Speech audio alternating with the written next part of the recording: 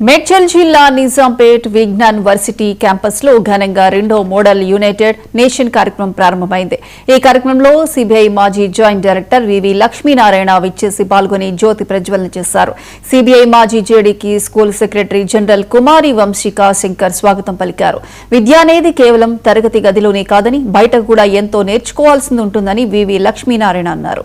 దానికి ఇలాంటి కార్యక్రమాలు ఎంతో ఉపయోగపడతాయని వెల్లడించారు. దేశంలోనే కాదు ప్రపంచవ్యాప్తంగా ఏం జరుగుతుందో తెలుసుకోవడానికి వివిధ సమస్యలు వాటికి పరిష్కారాలు సూచించడానికి విద్యార్థులకు ఇది మంచి అవకాశమని ఆయన స్పష్టం చేశారు.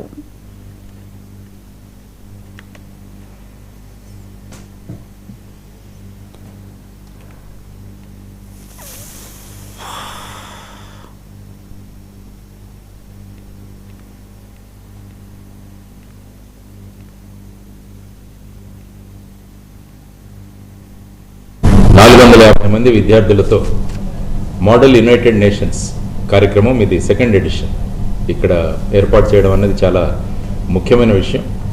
సుమారుగా 450 మంది 200 మంది విజ్ఞాన్ నుంచి మిగతా 250 మంది బయట స్కూల్స్ నుంచి వచ్చి ఈ 2 రోజులు ఇక్కడ ఈ కార్యక్రమం జరుగుతుంది.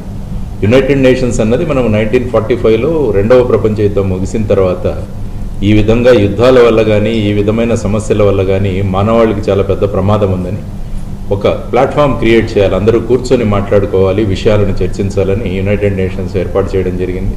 ఆ తర్వాత అనేకమైన క్లిష్టమైన సమస్యల్లో కూడా యునైటెడ్ నేషన్స్ అన్నది, దాన్ని తెలుగులో మనం ఐక్యరాజ్య సమితి అంటాం, వారు ఒక భూమికను పోషించారు. కానీ ఈ మధ్యకాలంలో యునైటెడ్ నేషన్స్ యొక్క భూమిక క్రమక్రమంగా తగ్గుతున్నట్టు కనిపిస్తుంది. ఎందుకంటే ప్రస్తుతం ప్రపంచంలో జరుగుతున్న యుద్ధాలు తీసుకుంటే రష్యా యుక్రెయిన్ కావచ్చు, ఇజ్రాయెల్ లెబనాన్ కావచ్చు, ఇజ్రాయెల్ అమెరికా మరియు ఇరాన్ కావచ్చు, ఇవన్నీ చూస్తుంటే ఎందుకంటే ఇప్పుడు ప్రపంచమంతా కూడా ఒక గ్రామంగా మారిపోయింది. ఎందుకంటే భారతదేశం నమ్ముతుంది వసుదైక కుటుంబకం, అంటే ప్రపంచమంతా ఒక చిన్న గ్రామం.